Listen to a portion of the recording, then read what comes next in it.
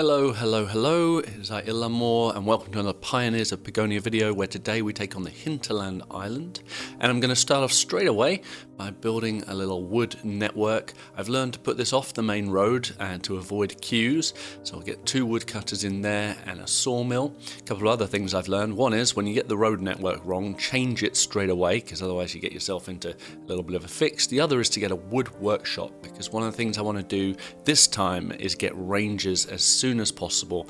Cogs are always useful as well. Let me talk a little bit about why I want to get rangers. Last time there were thieves aplenty, and I didn't know that rangers could spot thieves, so I played with soldiers and guards and eventually had to fight them properly.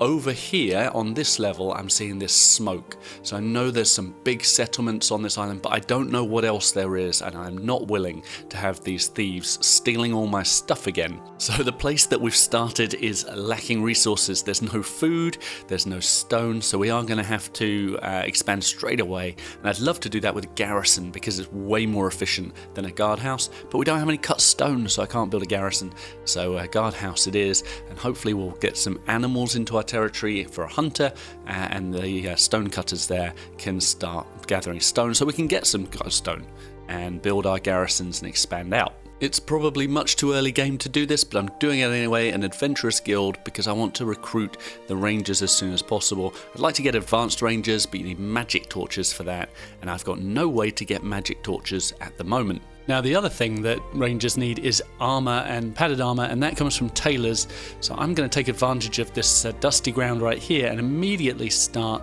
farming some flax. I'm going to trust it to farms rather than foragers, because I'm going to try and grow some wheat and some corn at the same time in the grassland. You don't want to do it on the dusty ground because the yield would be very poor, but on grassland it's just poor, so yeah, well worth doing. And it looks as though we've discovered the borders of another village, and let me just talk a little bit about the discovery mechanic in Pioneers of Pagonia, because I really like it. The fog of war is obviously there, but you can see little pieces, and more importantly you can see the smoke from buildings that are already there, and that might seem like a mistake, but actually when you get to a new island I think you would see smoke. That's all you would see, you wouldn't know anything else about it. So I really like that mechanic. The other thing is that when you're flying over the island, the camera goes up and down as the terrain goes up and down, so you can almost tell where mountains are. And again, if you were landing on a new island, you would be able to see the mountains. And one thing I'd like to see actually is the mountains kind of peeking out through the clouds, because again, you'd see the peaks from wherever you were. So there's a few things that I think are done really well, and a few things I'd like to just see tweaked on the fog of war for Pioneers of Pagonia, but in general it was working really well. Speaking of which, we've discovered a mysterious location, and this is the first time I've seen this one. It's a little broken down caravan, which is lovely, isn't it? I wonder if we'll be able to put one of these back together. We'll see. But this is how you interact with your potential partners, your potential allies. You can deliver stuff to their mysterious locations. You can discover their mysterious locations. But the main thing you do is trade, and here's their trade center. We've discovered that with our explorers. So we'll need to set up a trade center pretty sharpish and start trading back and forth, because they're taking up quite a lot of our island, and we need to be able to merge with them. My goal is to merge with all of my allies, so we'll see what we can do with that. In the meantime, we've found some fertile ground. That's where we want to grow our wheat, so I'm going to put in some wheat and some corn to be grown here along with the farm, and I want to build up the food production so that our miners never struggle, because that's really the foundation of our economy, is getting the stone and the iron and the silver. So let's get the farms in quick. I want wheat, of course, because I want bread to be able to feed my guys, but in order to get bread we need a windmill and we need a baker, and to get those we're going to need cement, and to get cement we need a quarry to mine limestone, and that's what Pioneers of Pagonia is all about. It's about thinking up the chain to think, okay, what am I going to need in order to furnish my guys with the things that they eventually need.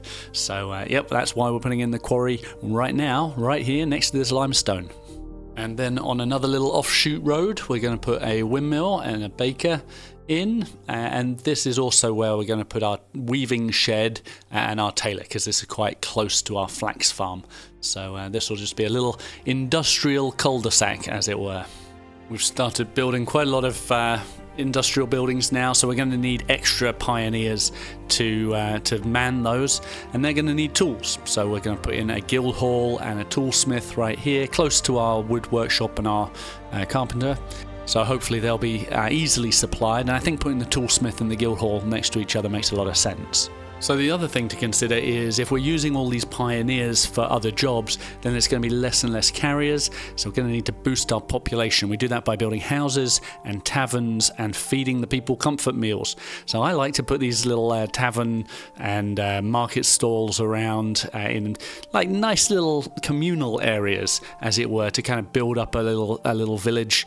And you know, you can do this however you want, but I think that's really part of the purpose of the game, is to make something both functional but beautiful, and so that's what we're going to do here. And then of course you need to fit these houses in somewhere, so we'll put a few cottages around. Now we've finally opened enough room to get to this coal, and there's some iron and silver close by, so we'll put in some smelting sheds to prepare, but this is going to be our little mining community built right here on this marshland. But yeah, it's almost its own little enclosed area. And then close to where we're going to have silver and iron, probably best to put our weaponsmith and our armor smith, so they can start producing advanced guards and veteran soldiers for us. Yeah, I mean, after all that setting up at the beginning to have rangers, we have seen no thieves and no bandits, so I'm wondering if there are any enemies at all on this map. And if not, all we're having to do is explore. But you know what? Better safe than sorry. Can never be too careful. Like I said, this is the first time I'm playing these levels, so who knows what might come out of the fog. But in the meantime, here's a brief interlude. You do spend a lot of time in Pioneers of Pagonia watching the people working, and it is relaxing and nice.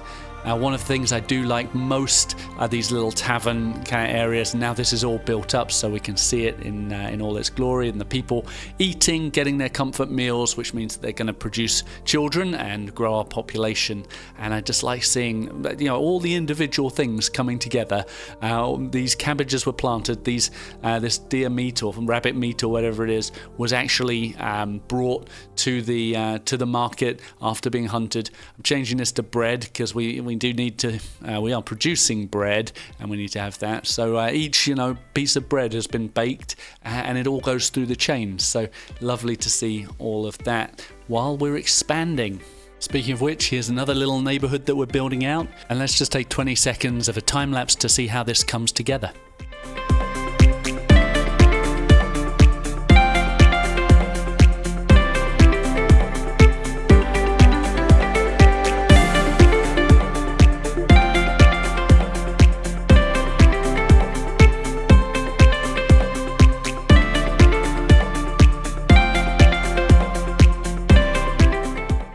That's right, my little pioneers. Eat up, grow strong. There's lots of island left to discover and lots of jobs left to do. For example, we need to get trade going, and so we need to recruit some traders. For that, we're going to need backpacks, which we'll get from the tailor, and they, of course, need to be recruited in the trade guild, in the guild hall, which is here. So, yeah, we'll get as many as we can because we want to trade quickly. And so with carriers recruited, we initiate trade, and now we've got 40 pickaxes, which should support our mining community just fine. And one of the things that I've learned is that once you're doing trades, it's best to have a storage center set up near the trading space, so you can then remove the stuff that you've traded into your storage. But good to see that one last final pickaxe come in there. Thank you, Carla. And yeah, so then we'll move on to other trades, and all of these are free gifts. Now I'm really excited about this one because this one is emeralds, and it's the first time I'm getting my hands on any jewels, which means we will be able to get magical weapons to get those advanced ranges. Not that we need them on this level, but good for the future. Yes, come in, my pretties, my beautiful emeralds, and yeah, this is exciting. And so we see them coming into the trade center. and delivering them to our artisan blacksmiths, where they are getting turned into magical torches, which is needed for our rangers, or advanced rangers rather. So at the moment in the game, there's no way for our pioneers to collect emeralds or rubies. The only way to deal with them is trade. So that's an important factor to remember. And so with all that good trading done, it means that with at least the red team here, we're ready to merge. So we'll merge and all their buildings become ours, all their settlers become ours, and all their land as well. So we've discovered a lot more land now, and so we'll just connect up their roads to our roads, and that's really most of the way done on this level. When I can find a way to connect, there we are. So now it's just with the purple team that we've got to become good enough allies that they're willing to merge with us, and to do that we need to connect, or we need to discover and then build the light spire, something I haven't come across before. So let's see if we can find that. I wonder if it's out there somewhere. Well, it's not. Somehow we'd missed it. It's right in the northern part of this map. But we have found it now. I've connected up to road. Builders are incoming. Need 8 of them, and it needs a ton of resources. So I'm going to build this up, and I'm going to time-lapse this for you so you can see this light spire coming into being.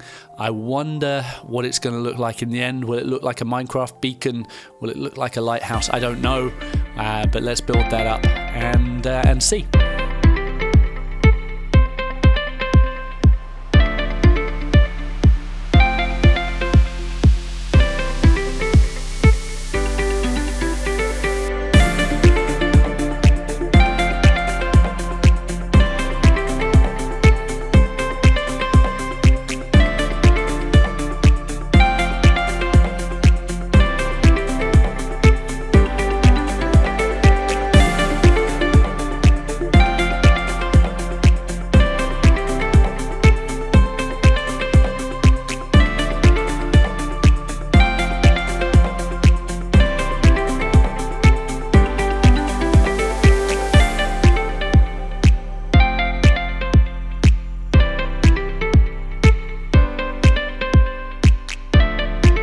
And so with that, the light spire is done. It's more of a lighthouse, but that does mean that we've won. We've become allies with everybody on the island.